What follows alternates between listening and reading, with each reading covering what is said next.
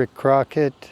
I've been with Saddlebrook, the Hopman Academy, since 1979, where it started. Yeah,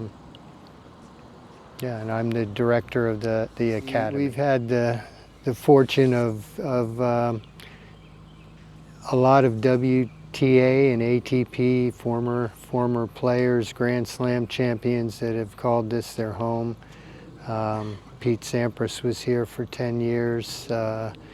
He moved out, and James Blake moved in with Marty Fish, and along the way came John Isner for another 10 years, and then a little guy about 11 years old by the name of Sasha Zarev showed up here, and the family bought a home outside of Saddlebrook, and so we got to watch this little guy grow up and mature right here on these courts. So it's been a good experience. Martina Hingis owned a home here.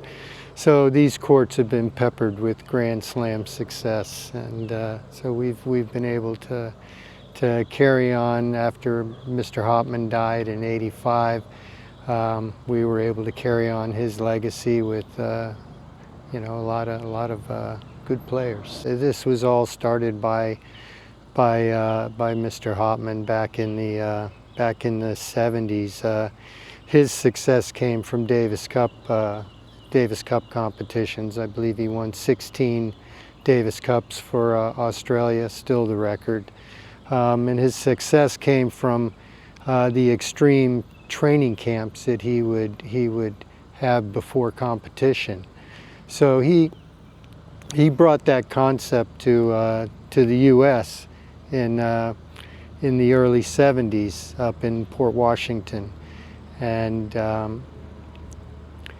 he had a huge following already because of all of his Davis Cup success, international following, and he set up the shop then.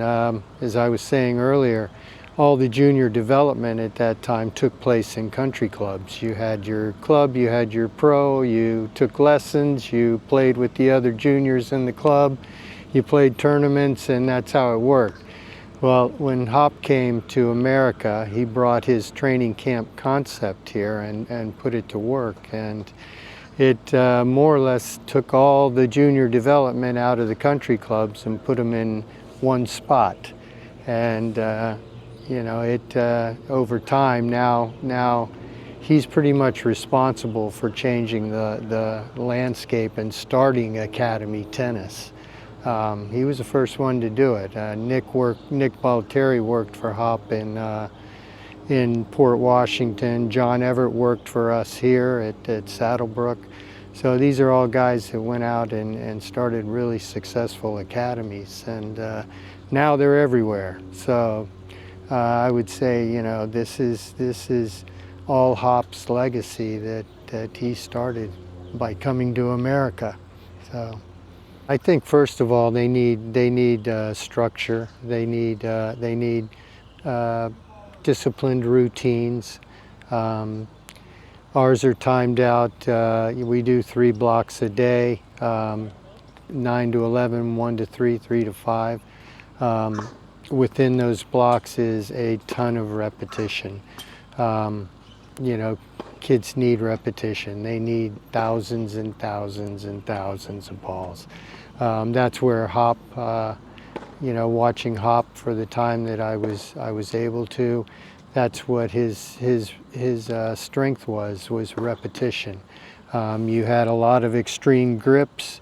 From extreme Western to continental to two-handed backhands, one-handed backhands. He felt there wasn't one way to hit a tennis ball. But given what your natural feel was for the racket and the ball, you could perfect it by, millions of reps, and watched it happen over and over again. A quick story.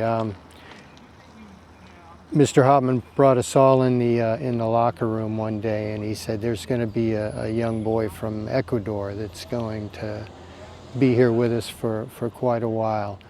And he's got an extreme Western grip, left-hander. Extreme Western grip. It was actually a continental grip turned upside down. And he took us in the locker room. He said he's going to be working with you guys, and if any of you coaches try to change his grip, you're fired.